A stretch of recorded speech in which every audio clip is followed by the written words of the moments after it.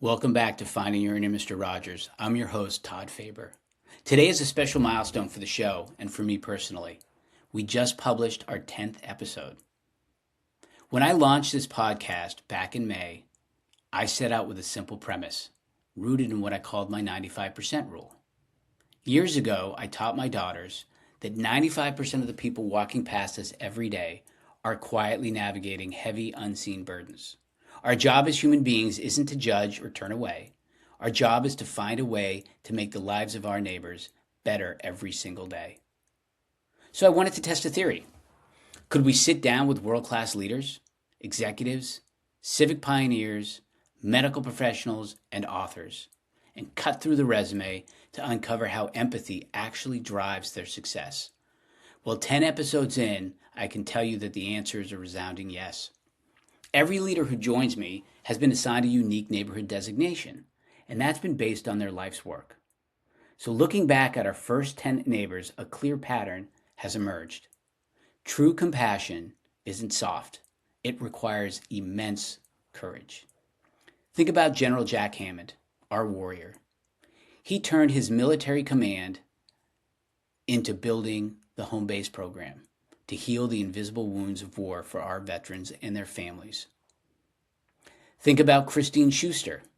She is our healer. She's been leading Emerson Hospital through unbelievable challenges on the healthcare front with unwavering humanity.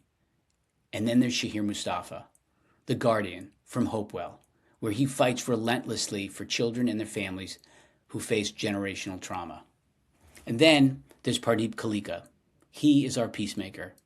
After losing his father in the Sikh temple shooting in Oak Creek, Wisconsin, he chose healing over hatred. He co-founded Serve to Unite to build bridges where others saw divides.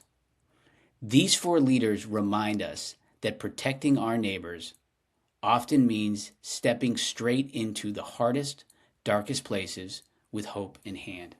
Of course, healing is only half the equation. A neighborhood also needs builders, truth tellers, and joy makers. So we sat down with Jürgen Veen, who's a capacity builder. He taught us how to empower people to recognize their own strength. We heard from Carolyn Jones, the community publisher at the Boston Business Journal. She used the power of local journalism to elevate diverse voices and local stories. Then, of course, there was Colette Phillips, who was our connector. She showed us how building authentic cross-cultural relationships can create genuine belonging. Then there was Tim Garvin, our chief helper from the United Way. He gave us a master class in grassroots, kindness, and community actions. Dave Harmon, our truth teller, reminded us how leaders seek out the people they work with to learn about who they are, what makes them tick, and the profound empathy required to tell human stories with integrity from the national stage at the USA Today.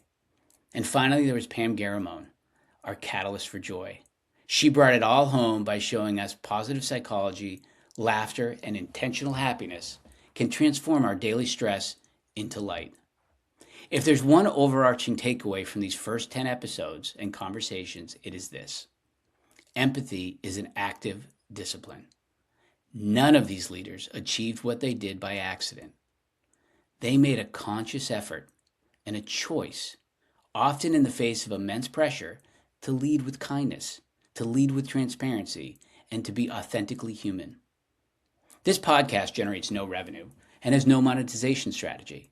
It is simply my humble way of giving back and shining a spotlight on the quiet heroes among us. So to every single one of you who have listened, shared an episode, or reached out with a personal story, I want to thank you. You are the reason this neighborhood is growing. But it's important to note, we're just getting started. We have another 30 extraordinary leaders already taped or scheduled, global CEOs, authors, artists, and advocates. I can't wait to introduce you to every single one of them. So until next time, take a look around your own neighborhood. Remember the 95% rule. Lead with kindness, find a way to make someone's life better, or at least a little brighter every day. I'm Todd Faber. Thanks for listening to Finding Your Inner Mr. Rogers, and we'll see you next week.